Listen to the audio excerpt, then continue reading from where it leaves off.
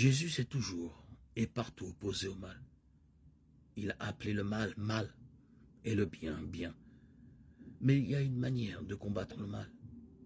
Le disciple doit apprendre à ne pas rendre le mal pour le mal, à ne pas répondre à la haine par la haine, au mensonge par le mensonge.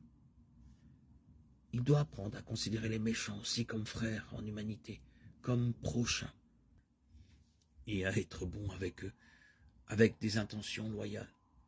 Parce qu'il est leur prochain, il cherchera toujours davantage par quels moyens appropriés il pourrait amener cet ennemi, ce calomniateur, cet homme sans scrupules à changer de mentalité, de comportement.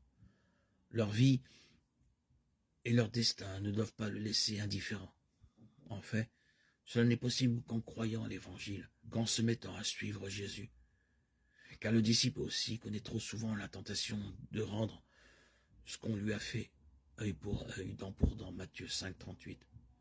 Dans certains cas extrêmes, seule sa foi lui donnera la force de renoncer à la loi du talion et de souffrir l'injustice plutôt que d'en provoquer une autre.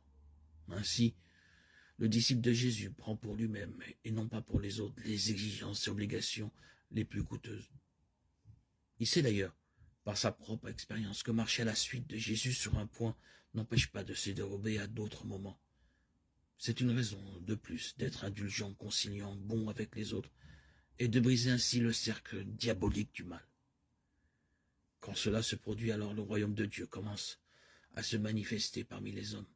Alors, le royaume de Dieu est présent au milieu de nous.